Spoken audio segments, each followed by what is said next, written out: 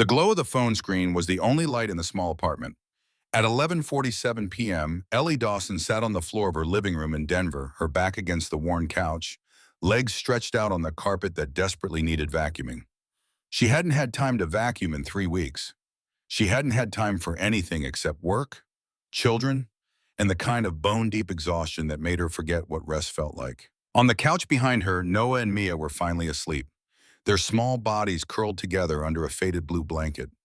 Noah's forehead was still warm from the fever that had broken an hour ago. Mia's thumb had found its way into her mouth again, a habit Ellie kept meaning to break but couldn't bring herself to fight about. Not tonight. Not when she'd spent the last 4 hours rotating between cool washcloths, children's Tylenol, and whispered lullabies. She looked at them now, her 3-year-old twins, and felt the familiar mixture of overwhelming love and quiet terror that had defined her life since the day they were born. "You're doing fine," she told herself. "They're fed, they're clean, they're alive. That's enough for today." But it never felt like enough. Her phone buzzed in her hand. Ellie glanced down at the notification, a message from the dating app her coworker Diane had installed on her phone 3 months ago during a lunch break. "You need to get back out there," Diane had said, her voice carrying that particular mixture of concern and pity that Ellie had grown to recognize from everyone who knew her story.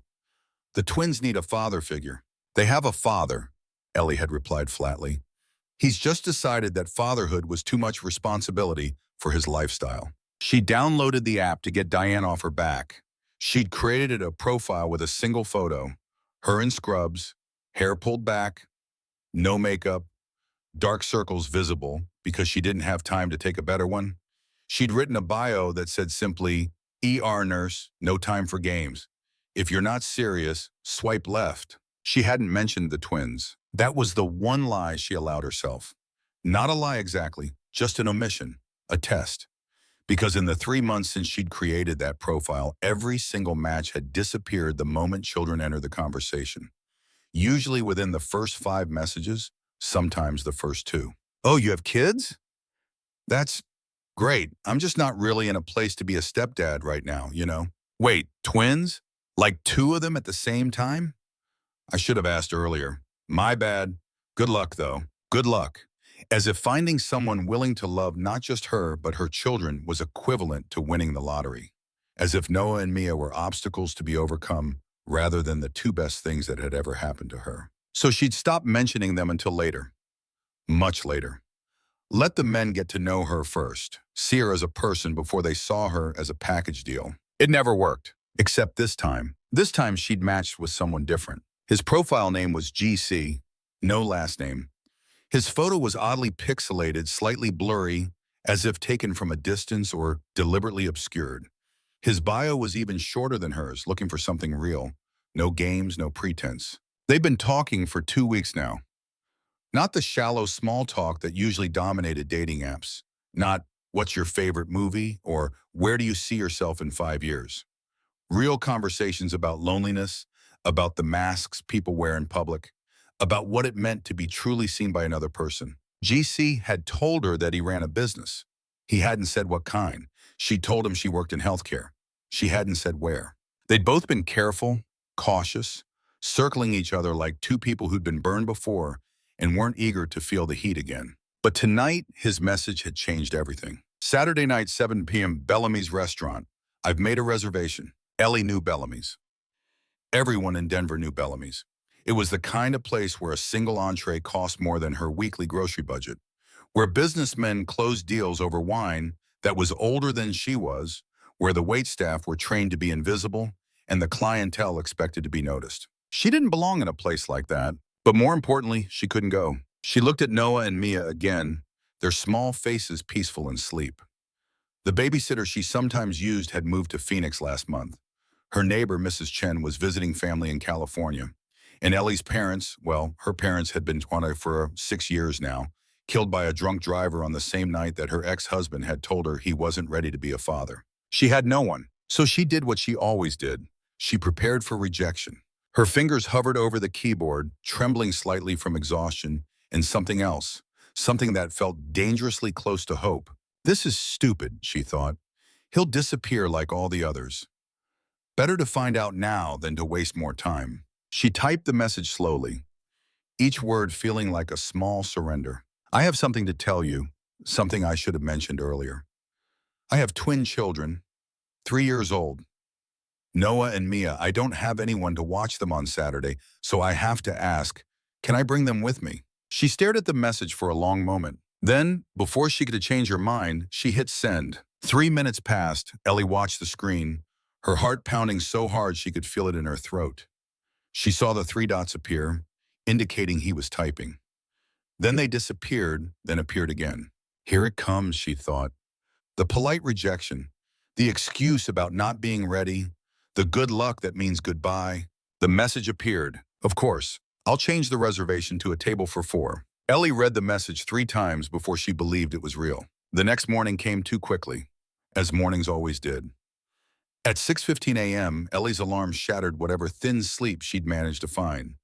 By 6:30, she was in the shower, a 3-minute shower because that was all the time she could afford. By 6:45, she was waking the twins, changing Noah out of his sweat-damp pajamas, checking Mia's temperature, making mental notes about pediatrician appointments and daycare drop-offs, and the 12-hour shift that waited for her at St. Mercy Hospital.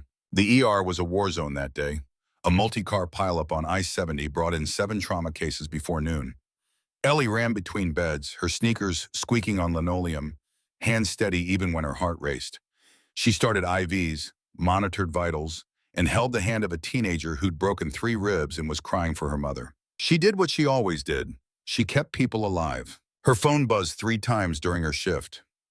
Each time she ignored it, she couldn't afford distraction when someone's life was literally in her hands. But during her 15-minute lunch break, standing up in the supply closet, the only quiet place she could find, she checked the messages. 2 were from the daycare.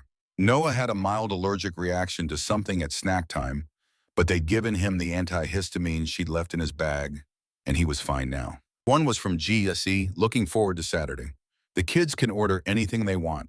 Ellie stared at that message, her half-eaten granola bar forgotten in her hand. Who was this person? She'd been so prepared for rejection that acceptance felt almost suspicious. In her experience, men who seemed too good to be true always were. Her ex-husband had been charming too, in the beginning. He'd said all the right things, made all the right promises, and then 7 months into her pregnancy, he'd looked at her swelling belly and said, I don't think I can do this. Trust has to be earned, Ellie reminded herself. One nice message doesn't mean anything. But still, she saved the message before putting her phone away. At 7 p.m., Ellie clocked out. By 7:30, she was at the daycare scooping up Noah and Mia with arms that ached from 12 hours of constant motion. Noah showed her the finger painting he'd made, a blob of blue and green that he proudly announced was Mommy at work. Mia was quieter, clinging to Ellie's neck and whimpering softly the way she always did after a long day. Hard day, baby girl? Ellie whispered, pressing a kiss to Mia's forehead. Mia just buried her face deeper into Ellie's shoulder. At home, Ellie surveyed the kitchen like a general assessing a battlefield. The fridge contained half a gallon of milk expired tomorrow, 3 eggs, some questionable lunch meat, and a bag of baby carrots that the twins had rejected so many times she didn't know why she kept buying them. Dinner would be scrambled eggs and toast again. While the twins sat in their high chairs making more mess than progress with their food, Ellie finally allowed herself to think about Saturday. Bellamy's, a fancy restaurant with her 2 3-year-olds who thought throwing food was a competitive sport.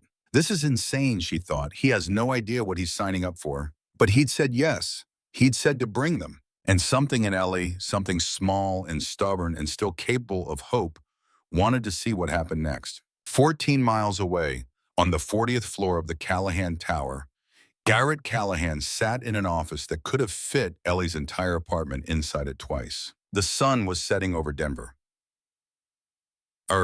painting the Rocky Mountains in shades of gold and purple through the floor-to-ceiling windows. It was the kind of view that real estate agents called breathtaking and investment bankers called worth every penny of the $4.2 million this floor cost annually. Garrett barely noticed it anymore. He was looking at his phone, rereading the message he'd sent an hour ago, wondering if he'd made the right choice. Looking forward to Saturday. The kids can order anything they want. Kids, twins, 3-year-olds. A single mother who worked in healthcare and clearly had no idea who he was. That last part was what had drawn him to her in the first place. The dating app had been his assistant Margaret's idea, another desperate attempt to find what his mother couldn't arrange. Try online dating, Margaret had suggested. Use a different name. Don't mention the company. See if anyone's interested in Garrett, not Callahan Dynamics. He'd been skeptical. He was always skeptical, but he'd created the profile anyway. Used his initials instead of his name, uploaded a photo that was deliberately blurry enough to be unrecognizable, and then he'd started talking to Ellie. She was different, real in a way that the women his mother paraded before him never were. When he'd mentioned feeling invisible in crowds, she'd replied, "I feel invisible too, but for the opposite reason. I'm so visible that people see right through me to what they actually want." She understood. A knock on his office door interrupted his thoughts. "Mr. Callahan," Margaret's voice, efficient and slightly worried.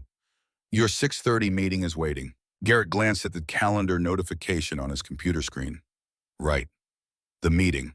Another merger negotiation that would make Callahan Dynamics another $1 billion that Garrett didn't particularly need or want. "Send them in," he said. The meeting lasted 2 hours. Garrett participated when required, nodded at appropriate moments, asked the questions his lawyers expected him to ask. But throughout it all, part of his attention remained elsewhere, on a message from a woman who had no idea she was talking to one of Colorado's wealthiest men. At 8:45, when the lawyers finally left, Margaret appeared in the doorway with the expression that meant she had news he wouldn't like. "Your mother called twice. What does she want?" "She's reminded you that you're expected at the Hendersons' gala tomorrow night. Senator Henderson's daughter will be there. Your mother has arranged for you to be seated together." Garrett felt the familiar tightness in his chest, the sensation that accompanied every interaction with Victoria Callahan. Love and resentment, gratitude and suffocation, all tangled together in ways he'd never been able to untangle. "Cancel it. Sir, your mother specifically. I have plans Saturday night." Margaret's eyebrows rose slightly. In the 5 years she'd worked for him, she'd never heard him prioritize anything over his mother's demands. "Plans, sir?" "A dinner reservation for 4. The eyebrows rose higher. "4?" Garrett almost smiled. "A table for 4, Margaret, at Bellamy's." After Margaret left, no doubt to compose whatever diplomatic excuse would soften the blow of his absence to his mother, Garrett turned back to his window. The city lights were coming on below, a glittering grid of lives being lived. Somewhere down there, a woman named Ellie was probably putting 2 children to bed, probably exhausted after a long shift. Probably wondering if she'd made a mistake by trusting a stranger on a dating app. He reached for his phone and typed another message. "I should warn you, I'm not very good at small talk, but I'm told I'm excellent at listening, and I have a lot of practice with silence." He hesitated before sending it. The last line was more honest than he usually allowed himself to be with people he'd just met. It hinted at things he rarely discussed: his hearing loss, the way conversations sometimes blurred into unintelligible noise, the lifetime of learning to read lips and context in the spaces between words. But Ellie had been honest with him about her children, about her fears, about the test she'd given him without knowing she was testing him. He could afford to be honest too. He hit send. Saturday arrived with the kind of perfect autumn weather that made Denver feel like a postcard. Ellie spent the morning cleaning the apartment, not because anyone was coming over, but because the act of cleaning helped calm her nerves. By noon, she'd done laundry, organized the twins' toy chest, and tried on every piece of clothing she owned that wasn't scrubs or pajamas. The dress she finally chose was the only formal thing in her closet, a simple navy blue dress that she'd bought 4 years ago for a cousin's wedding. It still fit, barely. The zipper required some creative breathing. "At least it's clean," she thought, studying herself in the bathroom mirror, "and it covers the right parts. That's the most I can hope for." Noah and Mia were more of a challenge. Noah screamed when Ellie tried to put him in his good khakis. "I want dinosaur shirt." "The dinosaur shirt has spaghetti stains on it, buddy. How about this nice blue one?" "No, dinosaur." Mia, ever the quieter twin, simply went limp when Ellie tried to put her in the pink dress with the tiny flowers, the one she'd bought secondhand that still had the tags on it. "Mia, sweetie, please. Mommy needs you to cooperate." Mia's response was to stick her thumb in her mouth and stare at Ellie with enormous, reproachful eyes. In the end, Ellie compromised. Noah got to wear the dinosaur shirt. She'd scrub the stains with dish soap until they were mostly invisible, and Mia got to wear her favorite overalls with the butterfly patches. Neither outfit screamed fancy restaurant, but they were clean and the twins were willing to wear them, which was a victory in itself. By 6:30, Ellie had loaded both kids into their car seats, triple-checked the diaper bag, spare clothes, snacks, sippy cups, the stuffed rabbit Mia couldn't sleep without, and was driving toward Bellamy's with a stomach full of butterflies and a head full of doubts. This is a mistake, she thought, watching the downtown Denver skyline grow larger through her windshield. He's going to take one look at us, and realize he made a terrible mistake. But she kept driving anyway. Bellamy's was even more intimidating than she'd remembered. The restaurant occupied the ground floor of a gleaming glass tower, its entrance marked by a subtle bronze plaque that probably cost more than her car. Through the windows, Ellie could see white tablecloths, candlelight, and the kind of people who wore watches that could pay off her student loans. She parked in the lot. Valet parking would have cost $25 she didn't have, and unloaded the twins. "Okay, guys," she said, crouching down to their level. "We're going to a very nice restaurant tonight. Very nice means we use our inside voices. We keep our food on our plates and we do not throw anything. Understand?" Noah nodded solemnly. Inside voices. Mia just sucked her thumb and leaned against Ellie's leg. "Good, let's go." She took Noah's hand in her left, positioned Mia on her right hip, and walked toward the entrance. The doorman's expression flickered when he saw her. A microsecond of assessment that took in the off-the-rack dress, the children, the diaper bag slung over her shoulder. He didn't quite sneer, but he didn't quite smile either. "Good evening, ma'am. Do you have a reservation? I'm meeting someone. The reservation might be under—" "She's with me." The voice came from behind her, deep and quiet and somehow certain. Ellie turned. The man standing there was tall, at least 6'2", with dark hair going gray at the temples and eyes the color of a winter sky. He wore a gray suit that fit him like it had been made specifically for his body. It probably had. And he stood with a kind of natural authority that came from a lifetime of being listened to. But it wasn't his height or his suit or his obvious wealth that made Ellie's breath catch. It was the way he was looking at her, not at her dress, cheap, or her shoes, practical flats, not heels, or her general state of single mother exhaustion. He was looking at her face, directly at it, his eyes focused on her lips in a way that felt intensely personal. "GC?" she asked, her voice smaller than she intended. He smiled. It transformed his face completely, softened the sharp angles, warmed the cool eyes. "Garrett Meyer," he said. "My name is Garrett Callahan." The name registered dimly in the back of Ellie's mind. Callahan. She'd heard it somewhere before. Callahan something, a building, a company. She couldn't quite place it. But before she could pursue the thought, Garrett did something that made her forget everything else. He knelt, right there on the polished marble floor of Bellamy's entrance. In his expensive suit, Garrett Callahan got down on one knee so that he was eye level with Noah and Mia. "Hello," he said, his voice gentle but clear. "You must be Noah and Mia. I've heard a lot about you." Noah, usually shy with strangers, surprised Ellie by responding immediately. "I'm Noah. This is my sister Mia. She doesn't talk much." "That's okay," Garrett said. "Sometimes listening is better than talking." He reached into his jacket pocket and produced two small objects, tiny toy dinosaurs, one green and one purple. "I heard that someone here really likes dinosaurs," he said, holding out the green one to Noah. "And I brought one for Mia, too, if she wants it." Noah's eyes went wide. "For me? For you?" Ellie watched speechless as her son accepted the toy with a kind of reverent joy usually reserved for Christmas morning. Mia, after a moment's hesitation, reached out from Ellie's hip and took the purple dinosaur, clutching it to her chest. Garrett stood, brushing off his knees as if kneeling on marble floors was something he did every day. "Shall we?" he said, gesturing toward the restaurant interior. Ellie nodded, still unable to form words. The hostess led them to a table in a quiet corner, private but not isolated, with enough space between them and other diners that Noah's inside voice wouldn't disturb anyone. There were already two booster seats at the table, placed there with the kind of forethought that didn't happen by accident. "I called ahead," Garrett explained, noticing her look. "Asked them to set things up for children." "You didn't have to. I wanted to." They sat.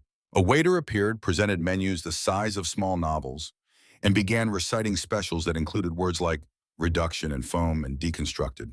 Ellie understood maybe half of it. Garrett noticed her expression. "The children's menu is on the back," he said. "But honestly, I recommend the pizza. This place makes the best pizza in Denver." "Pizza?" Ellie blinked. "At a restaurant like this?" "Best kept secret. The chef is Italian. He makes the pizza for his own family, but if you ask nicely, he'll make it for anyone. Mia, who had been quietly playing with her purple dinosaur, suddenly looked up. Pizza? It was the first word she'd spoken since they arrived. Garrett's smile widened. You like pizza, Mia? A tiny nod. Then pizza it is. The dinner that followed was unlike anything Ellie had experienced. Garrett didn't ask about her job, though he asked about her patience, carefully navigating HIPAA boundaries to express genuine interest in the human side of her work. He didn't ask about her income or her apartment or her life plans. Instead, he asked about Noah and Mia, what they liked, what they feared, what new words they were learning. Noah's working on excavator, Ellie said. He's obsessed with construction equipment. Excavator, Noah confirmed proudly. Big yellow digger. That's exactly right, Garrett said, and the approval in his voice made Noah glow. Halfway through the meal, Noah reached for his water glass and knocked it over. Orange juice. The waiter had brought juice for the kids without being asked, splashed across the white tablecloth, spreading in a bright orange stain. Ellie's face went hot. Oh God, I'm so sorry. She was already reaching for napkins, already composing the apology that would smooth things over, already preparing for the look of disgust that usually accompanied such moments. But Garrett was faster. He grabbed his own cloth napkin, mopped up the spill with quick, efficient movements, and then turned to Noah with a conspiratorial smile. You know what? When I was your age, I spilled an entire bowl of soup on my grandfather. Tomato soup. He was wearing a white shirt. For the rest of his life, he called me the Red Baron. Noah giggled. Red Baron? It's a pilot from a long time ago.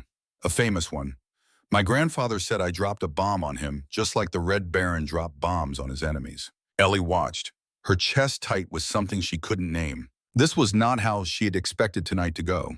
Throughout the meal, she noticed something else.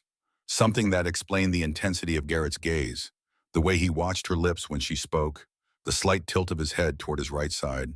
When the restaurant grew noisier, when a burst of laughter erupted from a nearby table, or a waiter dropped something in the kitchen, Garrett's expression flickered, his focus sharpened, and sometimes he had to ask her to repeat herself. I'm sorry, he said after the third time.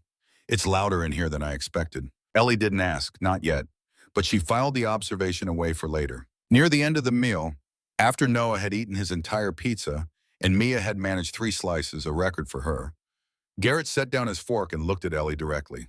I want to thank you, he said. For what? For the test. Ellie felt her cheeks flush. I wasn't. You were. And it's okay. I would have done the same thing in your position. I know what it's like to wonder if someone is being real with you, to wait for the other shoe to drop. He wanted to know if I would disappear when things got complicated. And did you think about it? Disappearing? No. He said it simply without hesitation. I thought about what kind of person shows that kind of courage, who puts her heart on the line like that. And I thought, whoever she is, she's worth meeting. Ellie had no response to that. None that wouldn't involve crying in public anyway. They were interrupted by the waiter arriving with the check. Garrett signed it without looking at the total, a gesture that told Ellie more about his financial situation than any number could have. Let me contribute, she started. Absolutely not. Garrett and Ellie. He said her name like it meant something. You brought your children to meet a stranger because you trusted something in our conversations. That took courage. The least I can do is buy you all dinner. Ellie wanted to argue. She'd learned in the years since her divorce that accepting help felt too much like admitting weakness. But something in Garrett's expression stopped her. This wasn't charity. This wasn't pity. This was just kindness. So she said thank you and gathered up the twins' things. They were almost to the exit when it happened. The woman entered Bellamy's like she owned the place, which given the diamonds at her throat and the Chanel jacket on her shoulders, she very well might have. Her silver hair was cut in a severe bob. Her posture was military straight, and her eyes scanned the restaurant with the cold efficiency of a predator surveying potential prey. Those eyes landed on Garrett, then on Ellie, then on Noah, who was holding Garrett's hand. The woman stopped dead. Garrett. The voice was sharp enough to cut glass. Ellie felt Garrett's entire demeanor change. The warmth that had characterized the evening drained away, replaced by something careful and guarded. Mother. Ellie's brain caught up with reality too late. Callahan. Garrett Callahan. The Callahan Tower she'd driven past every day on her way to work. Callahan Dynamics, the tech company that employed half of Denver. That Callahan. She was on a date with a billionaire, and his mother was staring at her like she was something that needed to be scraped off the bottom of a very expensive shoe. "What is this?" Victoria Callahan demanded. "Who is this woman?" "Mother, this isn't the place. I asked you a question." Victoria stepped closer, her gaze raking over Ellie with undisguised assessment. The dress, cheap. The shoes, practical flats, not heels. The diaper bag, obvious. "What's your name?" Ellie found her voice. "Ellie Dawson." "And what do you do, Ellie Dawson?" "I'm a nurse at St. Mercy Hospital." "A nurse?" Victoria's lip curled almost imperceptibly. "And these are your children, I assume?" "Yes." "Their father?" "Not in the picture." "How convenient." "Mother." Garrett's voice had turned to ice. "That's enough." "That's enough?" Victoria laughed, a sound completely devoid of humor. "My son, the sole heir to the Callahan fortune, is in a public restaurant holding hands with a single mother who works for hourly wages, and you tell me that's enough." The words hit like physical blows. Ellie felt every eye in the restaurant turn toward them. She felt the heat of humiliation climbing her neck, her cheeks, her entire face. Single mother who works for hourly wages. How convenient. But she also felt Noah tug at her hand. "Mommy, who is the lady?" He was looking up at her with confused, worried eyes. 3 years old, too young to understand what was happening, but old enough to sense that something was wrong. And in that moment, Ellie made a decision. She would not let her children see her cry. Not here. Not in front of this woman. Not in front of anyone. "No one, sweetheart." She crouched down, forcing her voice to stay steady. "We're just leaving." She straightened, lifted Mia onto her hip, and took Noah's hand. "Ellie," Garrett started. "Thank you for dinner," she said, not looking at him. "It was lovely." She walked toward the exit, her heels clicking on the marble floor, her back straight, her eyes dry through sheer force of will. She did not look back. Garrett stood in the empty space where Ellie had been, watching her disappear through the front door, watching the best evening he'd had in years walk out of his life. "Well," Victoria said, her voice crisp with satisfaction, "that's settled. Now you need to come with me. The Hendersons are expecting you." Garrett turned to face his mother. He'd spent 34 years accommodating this woman, 34 years of board meetings and arranged dates and strategic relationships, 34 years of being managed like an asset rather than a son. But tonight, for the first time, he'd remembered what it felt like to be treated like a person. "No," he said. Victoria blinked. "Excuse me?" "I said no. I'm not going to the gala. I'm not meeting Senator Henderson's daughter, and I'm not letting you decide who I spend my time with." "Garrett, you humiliated her, my daughter, in public in front of her children. I protected you." "That woman is a nurse who works 12-hour shifts to support 2 children she's raising alone. She showed more courage in one text message than most people show in their entire lives. And you treated her like she was nothing." Victoria's expression hardened. "You've known her for 2 weeks. I've spent 34 years protecting you from people who would take advantage of your situation." "My situation?" Garrett laughed bitterly. "You mean my money or my hearing loss?" "Both. And which one do you think Ellie cares about?" "They all care about the money, Garrett. Every single one of them." She hesitated just for a moment, but Garrett saw it. "That's right," he continued. "I didn't tell her my last name. I didn't mention the company. For 2 weeks, she talked to me without knowing that I was worth billions. She agreed to meet me based on our conversations alone, and she brought her children, her whole heart, because she trusted that I was real." Victoria said nothing. "You want to know the irony?" Garrett asked. "I've spent my whole life surrounded by people who can hear perfectly, but never listen to a word I say. And tonight I met someone who actually sees me. Not the company, not the money. Me." He straightened his jacket, turned and walked toward the exit. "Where are you going?" "To fix what you broke." The 3 days following the disaster at Bellamy's were among the longest of Ellie's life. She threw herself into work and with a ferocity that worried even Diane, who had been urging her to get back out there for months. "Honey, you're going to burn out," Diane said on the second day, watching Ellie take her 4th consecutive shift. "No one can work this many hours." "I'm fine," Ellie replied, already moving toward the next patient. She wasn't fine, but exhaustion was easier than thinking. At night, after the twins were asleep, Ellie would sit in the dark of her living room and replay the scene at Bellamy's in her mind. The look on Victoria Callahan's face, the words that had cut like surgical instruments, the weight of every eye in the restaurant assessing her, judging her, finding her wanting. Single mother who works for hourly wages. How convenient. She deleted the dating app from her phone, deleted her message history with GC, with Garrett. There was no point in keeping it.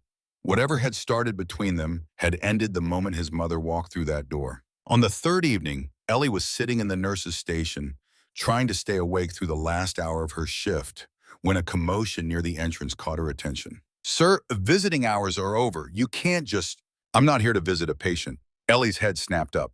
Garrett Callahan stood in the doorway of the ER, looking wildly out of place in his business attire among the fluorescent lights and worried families. In his hands, he held a small box. Not flowers, not jewelry, but a box decorated with cartoon dinosaurs. "I'm here to see Ellie Dawson," he said to the flustered receptionist. "Please." Ellie should have stayed hidden, should have asked someone else to tell him she wasn't available. But her feet were already moving, carrying her toward him before her brain could object. "Garrett, what are you doing here?" He turned at the sound of her voice, and something in his expression shifted. Relief maybe, or hope. "I'm not here to see you," he said. Ellie blinked. "Then why?" "I'm here to tell Noah that the pizza at other places is also pretty good, and to give him these." He held up the box. "Dinosaur cookies. I remembered you said he liked them." "How do you know about—" "You mentioned it 2 weeks ago. A message about how hard it is to find good dinosaur-shaped treats. I found a bakery that makes them." Ellie stared at the box, then at Garrett, then back at the box. She had mentioned that, an offhand comment in the middle of a longer conversation about the small things that made parenting both exhausting and worthwhile. And he'd remembered. "You drove all the way to a hospital," she said slowly, "to bring dinosaur cookies to a 3-year-old you met once. And to apologize for what happened." Ellie looked at him, really looked, past the expensive suit and the carefully styled hair.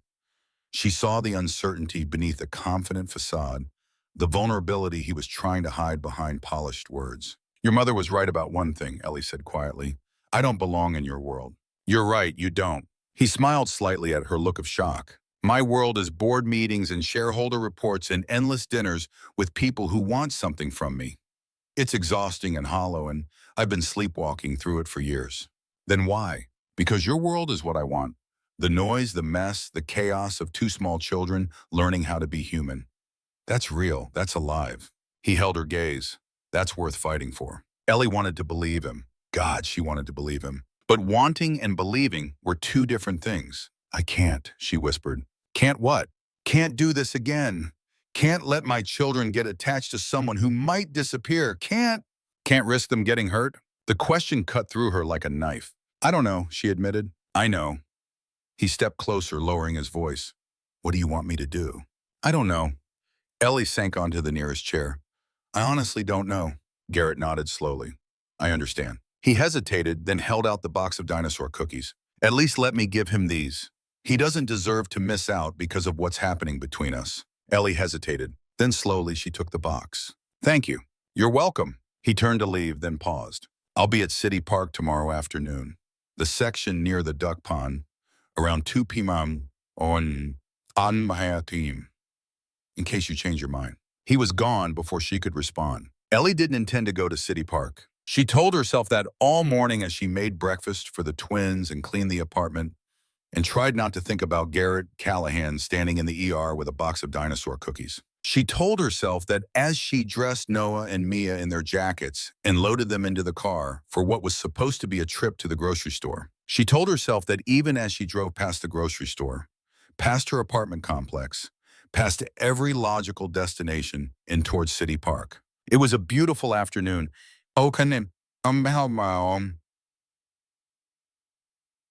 October in Denver. The sky impossibly blue. The leaves on the trees turned to gold and copper and red.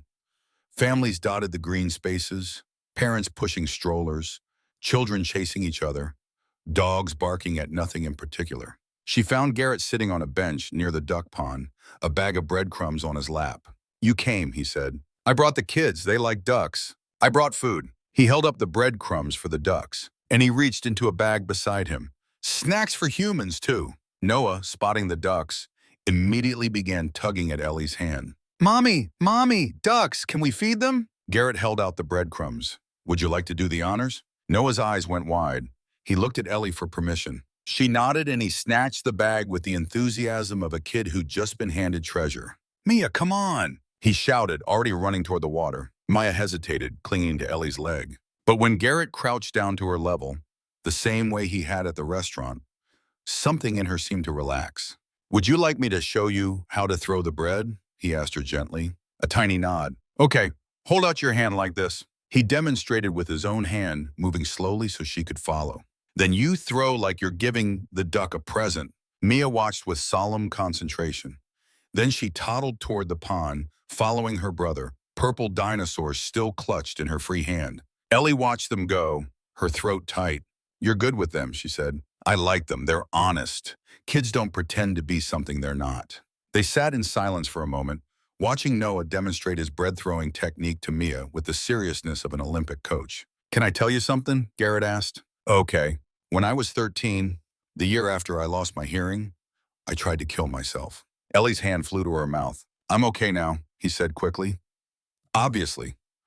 But I want you to know because it's part of who I am, part of why I understand loneliness the way I do. Garrett, my father had just left. My mother was consumed with her own grief, and I couldn't hear, couldn't participate in conversations, couldn't enjoy music, couldn't do any of the things that had made me feel connected to the world. I felt like I'd become invisible.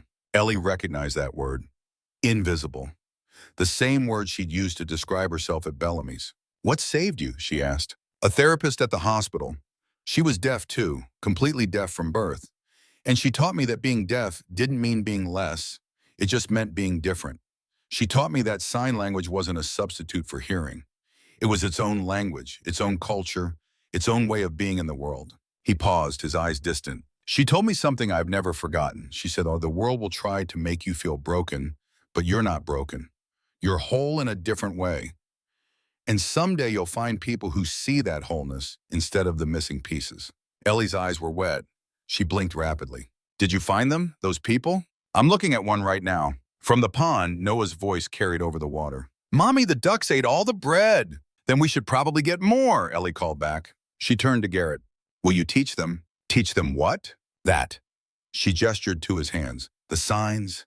If you're going to be around, they should learn to communicate with you in every way possible. Garrett's expression shifted. Surprise, then understanding, then something that looked almost like hope. Does this mean you're giving me a second chance? Ellie stood, brushing off her jeans. It means I'm giving all of us a chance. But Garrett, yes, if you hurt them, if you walk away like their father did, I will never forgive you. I understand. Do you? More than you know. She held his gaze for a long moment. Then slowly she offered her hand. He took it. The weeks that followed were unlike anything Ellie had experienced. Garrett didn't try to buy his way into her life. He didn't show up with extravagant gifts or propose expensive outings. Instead, he appeared in small ways, ordinary ways, weaving himself into the fabric of her daily existence. He came to the apartment on weekday evenings after Ellie's shifts and helped with the dinner. Not fancy dinners, macaroni and cheese from a box, grilled cheese sandwiches, the simple foods that 3-year-olds would actually eat. He sat at her second-hand table with mismatched chairs and acted like it was the finest restaurant in Denver. He learned Noah's bedtime routine. 2 stories, 1 song, a specific arrangement of stuffed animals on the pillow. He learned that Mia needed to be rocked for exactly 3 minutes before she would consent to being put in her crib. And he taught them signs. It started simply, basic words like more and please and thank you. Noah picked them up quickly, his small hands forming shapes with more enthusiasm than accuracy. He would practice at random moments, signing water when he wanted a sippy cup, signing sleep when Mia was rubbing her eyes. He treated it like a game, a secret code that he and Garrett shared. Mia was slower, more careful. She watched Garrett's hands with intense concentration, her brow furrowed, her lips pressed together in determination. She wouldn't attempt to sign until she was sure she had it right. She's a perfectionist, Garrett observed one evening, watching Mia practice the sign for duck over and over in front of the bathroom mirror. She gets that from her father, Ellie said, then stopped. I mean, her biological father. You can talk about him, Garrett said gently. He's part of their story, even if he's not part of their lives. Ellie was quiet for a moment. He was obsessive about getting things right. Grades, career, image. Everything had to be perfect or it didn't count. I think that's why he left. He couldn't handle the imperfection of real life. His loss, Garrett said, their loss too. When Maya finally mastered the sign for love, thumb, pinky, and index finger extended, she used it constantly, signing it at Ellie at Noah, at her stuffed animals, at the ducks in the park. And every time she did, something in Ellie's chest loosened a little more. One afternoon, Garrett brought over a children's book specifically designed to teach ASL. It had bright illustrations and clear photographs of each sign, and Noah and Mia fought over who got to hold it. "There's something I want to show you," Garrett said to Ellie while the twins were absorbed in the book. "Something important." He led her to the kitchen, out of the children's earshot. "When I was 13, the year after I lost my hearing, I tried to kill myself." Ellie's hand flew to her mouth. "I'm okay now," he said quickly. "Obviously. But I want you to know because it's part of who I am, part of why I understand loneliness the way I do." Garrett, my father had just left. My mother was consumed with her own grief, and I couldn't hear, couldn't participate in conversations, couldn't enjoy music, couldn't do any of the things that had made me feel connected to the world. I felt like I'd become invisible. Ellie recognized that word, invisible, the same word she'd used to describe herself at Bellamy's. "What saved you?" she asked. "A therapist at the hospital. She was deaf too, completely deaf from birth. And she taught me that being deaf didn't mean being less. It just meant being different. She taught me that sign language wasn't a substitute for hearing.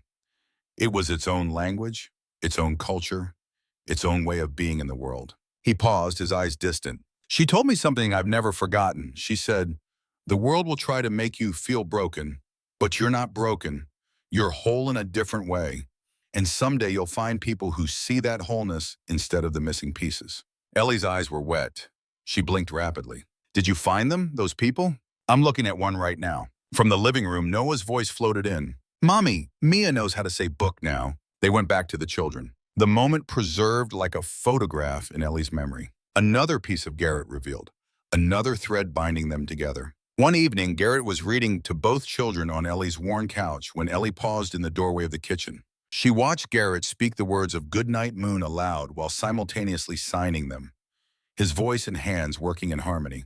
Noah was trying to copy the signs, his face scrunched in concentration. Mia sat tucked against Garrett's side, not signing but watching his hands with rapt attention. This was what she'd wanted for them. Not wealth or privilege or fancy restaurants. Just this, someone who showed up, someone who stayed. A week later, Garrett gave Noah a gift. It was an old watch, simple, leather-banded, clearly worn from years of use. Noah held it in his small hands like it was made of gold. "This was my father's," Garrett said. "He gave it to me before he left. It's the only thing of his I kept." Ellie's heart clenched. "Garrett, you don't have to." "I want to." He crouched down to Noah's level. "My father gave me this watch and then he went away.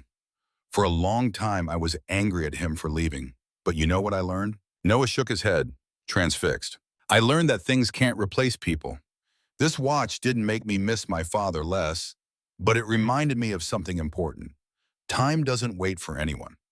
If there's something that matters to you, something you love, you have to hold on to it. You have to fight for it." He helped Noah strap the watch onto his small wrist.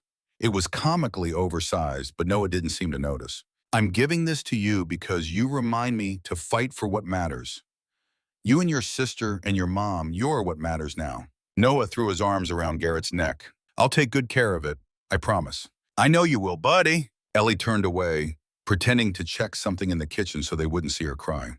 "You're staring." Garrett's voice startled her. He was looking over his shoulder with an amused smile playing at his lips. "Sorry, I just..." "What?" "You're good at this. At reading children's books. At being here." Something shifted in his expression. The amusement faded, replaced by something softer. "I never had this," he said quietly. "Growing up, my father left. My mother managed. No one just sat with me, read to me, made me feel like I mattered. That's why you're so good at it. You know what it's like to want it." He held her gaze for a long moment. Then Noah tugged at his sleeve, demanding he turn the page, and the moment passed. But Ellie filed it away. Another piece of the puzzle that was Garrett Callahan. The first sign of the trouble came 3 weeks into their tentative relationship. Ellie came home from a particularly brutal shift, a pediatric trauma case that had ended badly, the kind that haunted her for days afterward, to find the twins playing in the living room with their nanny, Mrs. Patterson, whom Garrett had hired over Ellie's initial objections to help with childcare. "Mrs. Patterson, I thought you were off today." The older woman's expression was carefully neutral. "A woman came by this afternoon, Miss Dawson. She asked me questions about you and the children. about Mr. Callahan's visits. Ellie's blood went cold. What woman? She didn't give her name, but she was very thorough. That night, Ellie told Garrett. His reaction confirmed her fears. My mother, he said, his voice flat. She's having you investigated. Investigated? It's what she does. Anyone who gets close to me, she digs into their past, finances, relationships, anything she can use as leverage. Leverage for what? To make them go away. Ellie felt sick. The idea of Victoria Callahan picking through her life, her debts, her divorce, her struggles, was violating in a way she couldn't articulate. What does she expect to find? Anything that proves you're not good enough for me, or rather not good enough for the Callahan name. And if she doesn't find anything, Garrett's expression darkened. Then she'll create something. Victoria's first move came a week later. Ellie was called into the office of St. Mercy's chief of medicine, a man she'd spoken to maybe twice in her entire career, and informed that a complaint had been filed against her. A complaint, anonymous, alleging neglect of patient care, falsification of records, and professional misconduct. Ellie's world tilted. That's impossible. I'm not saying I believe it, Miss Dawson. Dr. Roberts looked genuinely uncomfortable, but the complaint was accompanied by a substantial donation to the hospital. The board has requested a formal investigation. A donation from whom? Anonymous. Of course it was. Ellie walked out of that meeting in a daze. She was being suspended pending investigation. No pay, no benefits. 2 children to feed and rent to pay. And the woman who was supposed to love her son was trying to destroy her. She didn't cry until she got to her car. Then she sobbed so hard that she couldn't drive for 20 minutes. When she finally pulled herself together enough to go home, she found Garrett waiting in her apartment. Mrs. Patterson had let him in. I heard, he said, and I'm so sorry. How did you? I have people watching my mother. I know everything she does. His expression was anguished. I never thought she'd go this far. She's trying to take away my ability to support my children, my career, everything I've built. I know, and I'm going to fix it. How? I'll confront her. Tell her to stop. Ellie laughed bitterly. And you think she'll listen? She'll have to. I'll threaten to leave the company, to give away my inheritance. No. Ellie stood up, pacing the small living room. I won't let you destroy your relationship with your mother because of me. Ellie? And even if you did, even if she backed off, Ellie's voice cracked. She was right, Garrett, about one thing. What? Your world and my world. They don't fit together. They never will. That's not true. Isn't it? Look at us. You live in a penthouse. I can barely make rent. You wear suits that cost more than my car. I shop at Goodwill. You have power, connections, resources. I have nothing. Your mother is right. I have nothing to offer you except problems. Garrett moved towards her, his expression fierce. You offer me everything. You offer me authenticity and warmth and a family, a real family. That's worth more than all the money in the world. Tell that to my landlord when I can't pay rent. Let me help. No. Why? Because if I take your money, your mother wins. She gets to say I was only after your fortune. I won't give her that satisfaction. They stood in silence, the weight of unsolvable problems pressing down on both of them. Finally, Garrett spoke. What do you want me to do? I don't know. Ellie sank onto the couch. I honestly don't know. The next week was a blur of sleepless nights and mounting dread. Ellie applied for other nursing jobs, but word seemed to have spread. No one was hiring someone under investigation for patient neglect. She dipped into her meager savings, calculated how long she could stretch it, and came up with an answer she didn't want to face. 3 weeks, maybe 4, if she stopped buying anything but essentials. After that, she didn't know. She started packing, not because she had anywhere to go, but because the act of putting things in boxes felt like doing something better than sitting still and waiting for disaster. Garrett came by every day. He watched her pack, helped where she let him, and didn't try to convince her to stop. He understood. She needed to prepare for the worst, even if he was still fighting for the best. On the 6th night of her suspension, Mia developed a fever. At first, Ellie wasn't worried. Children got fevers all the time. She gave Mia some children's Tylenol, checked her temperature every hour, waited for it to break. It didn't break. By midnight, Mia was burning up. Her tiny body shook with chills even as sweat soaked her pajamas. And then came the moment that would haunt Ellie's nightmares for years. Mia began to seize. Ellie called 911 with hands that shook so badly she almost dropped the phone. The ambulance took forever. Noah woke up, saw his sister thrashing on the floor, and began to scream. Ellie couldn't comfort him because She couldn't let go of Mia, couldn't stop trying to keep her safe while her body did things no 3-year-old's body should do. It's okay, baby. It's okay, Ellie kept saying, even though it wasn't okay, even though she was lying to her son and her daughter and herself. Mommy's here. Mommy's got you. The paramedics arrived after what felt like hours, but was probably 7 minutes. They worked efficiently, professionally, asking questions that Ellie answered on autopilot while her brain screamed in terror. Any allergies? No, I mean, Noah has a mild peanut allergy, but Mia doesn't. When did the seizure start? I don't know. 5 minutes ago, maybe more. Has she had seizures before? Never. This is never. Her voice broke. One of the paramedics, a woman about Ellie's age, put a hand on her shoulder. We've got her. She's going to be okay. Ellie wanted to believe that.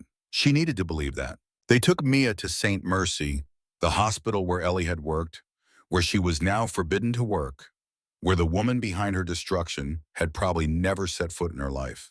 The ER was bright and busy and familiar in all the wrong ways. Ellie knew these hallways. She'd walked them thousands of times, treating other people's emergencies. Now she was on the other side, helpless, terrified, waiting for news about her own child. Noah sat on her lap in the waiting room, too scared to let go of her. He clutched the watch Garrett had given him, the one that was too big for his wrist, and stared at the door through which his sister had disappeared. Is Mia going to be okay? He asked for the 5th time. The doctors are taking care of her, sweetheart. But is she going to be okay? Ellie didn't know. That was the worst part. She didn't know. Ellie sat in the waiting room with Noah on her lap and no one to help her.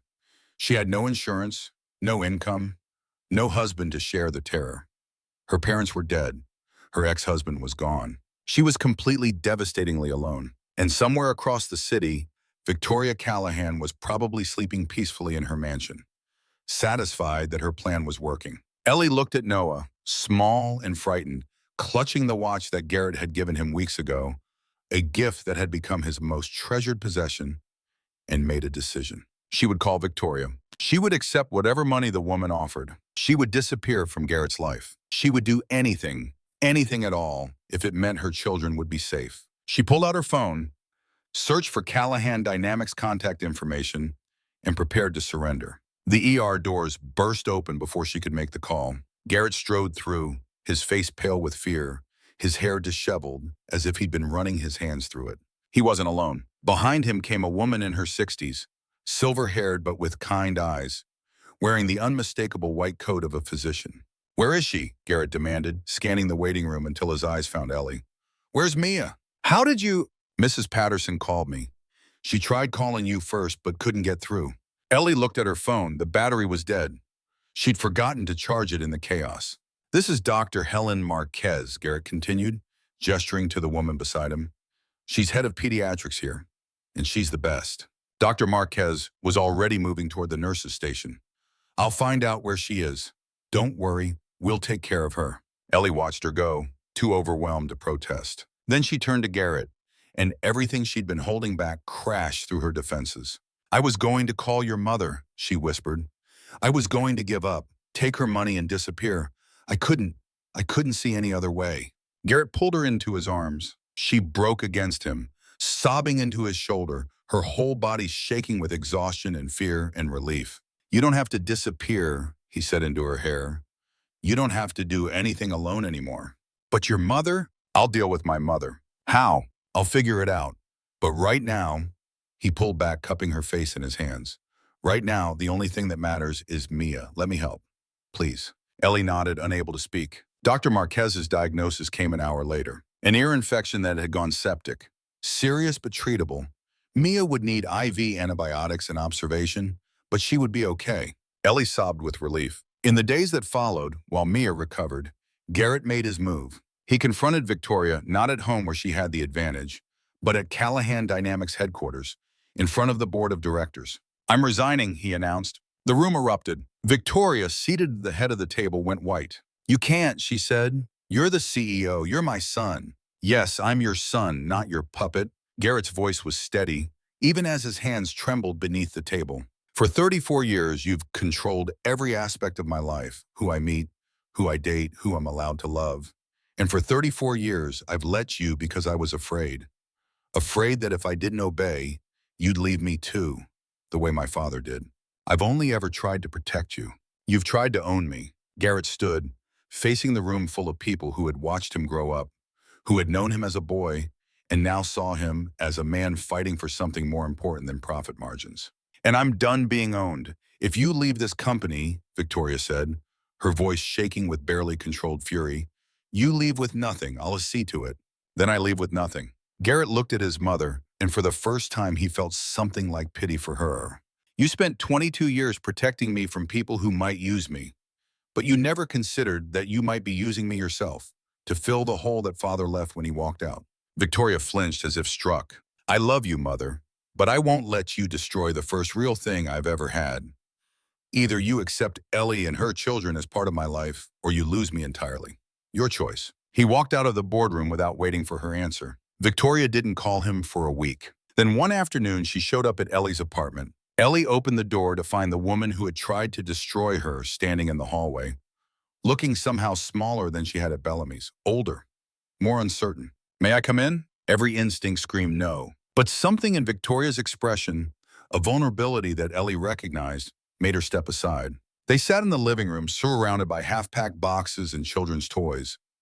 Victoria looked around at the modest space with an expression that might have been disdain, but might have been something else entirely. He was all I had, Victoria said finally. After his father left, Garrett was all I had. And then he got sick, and he lost his hearing. And I thought, she stopped, pressing a hand to her mouth. You thought you'd lose him too, Ellie finished. I thought everyone would try to take him from me. His father tried to take him in the divorce. Business rivals tried to use him. Women tried to manipulate him. Victoria's eyes were wet. I've been so afraid for so long that I forgot what it felt like to not be afraid. Fear makes us do terrible things, Ellie said. I know, I've been afraid too. Garrett told me about your husband, about raising the children alone. Victoria looked at her directly for the first time. I owe you an apology. Several apologies, actually. Yes, you do. The investigation has been dropped. I made some calls. Your position at St. Mercy has been restored. Ellie stared at her. Just like that? My influence extends in many directions. I used it against you. It seemed only right to use it for you as well.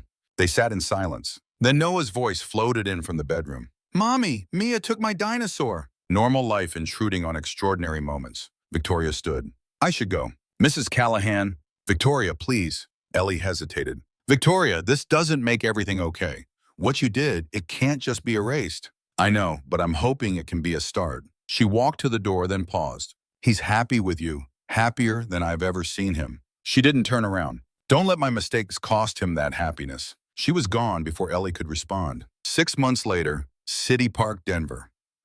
The same bench by the duck pond where everything had started to change. Ellie sat with Garrett, watching Noah and Mia chase ducks across the grass. The children had grown so much in half a year, taller, more coordinated, more articulate. Noah was 8 now, already showing signs of his mother's compassion and his stepfather's determination. He wanted to be a doctor when he grew up, specifically one who helped kids like his sister. Maya, at 8 years old, had been diagnosed with mild hearing loss. A late effect, the doctor said, of the infection that had nearly killed her at 3. She wore hearing aids now, bright purple ones that she'd chosen herself, and she'd become fluent in ASL long before the diagnosis. It's okay, she'd told her worried parents when they'd gotten the news. Uncle Garrett taught me. I already know how to talk without hearing. She'd saved them the grief of a hard transition. She'd given them a gift they hadn't known they needed. Victoria came for dinner every Sunday.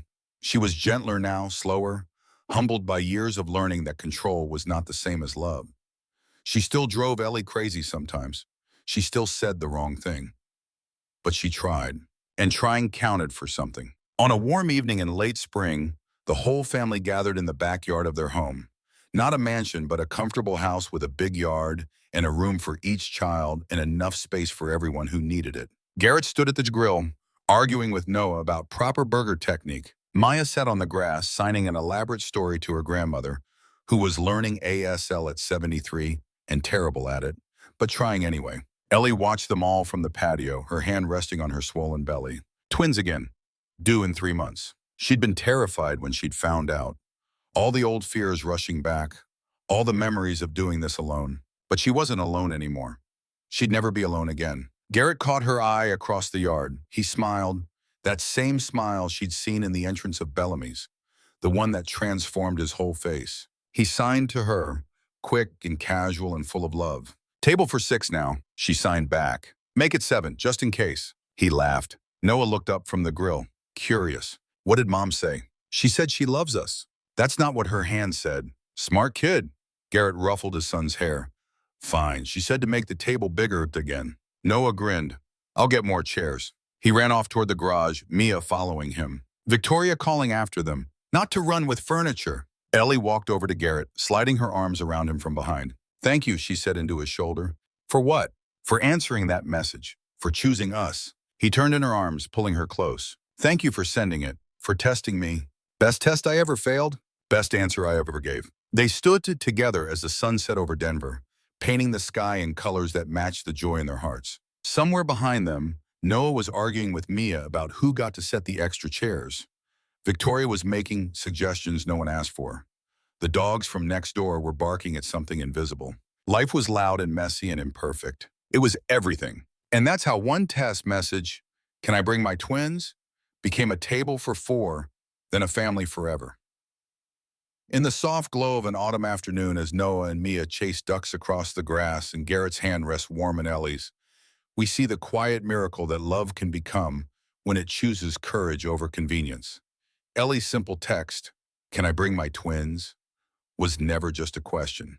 It was a brave, trembling test of whether someone could love her whole life, not just the polished parts. And Garrett's answer, of course, table for 4, wasn't just words. It was a promise kept through fear, misunderstanding, and the sharp edges of a mother's control. Together, they learned the deepest truth. Family isn't built on perfection, wealth, or flawless plans. It's built on the stubborn, everyday choice to stay. Through spilled juice, sleepless nights, hospital waiting rooms, and the terrifying moments when hope feels too fragile to hold. A single mother dared to ask if her children could come, and a lonely billionaire dared to say yes. In that small, sacred yes, 2 wounded hearts found their way home to each other, proving that the most powerful love stories begin not with grand gestures, but with the quiet bravery to let someone see and keep all of you. What part of Ellie and Garrett's journey made your heart ache or soar the most? Have you ever taken, or been given, a chance that changed everything? Share your own story of love, second chances, or the moment someone chose to stay in the comments below. I read every single one, and they always touch me deeply. And if tales like this of real love that sees the mess and stays anyway, light something inside you, hit that subscribe button, turn on notifications, and join us for more stories that remind us sometimes yes is the most beautiful word we'll ever hear.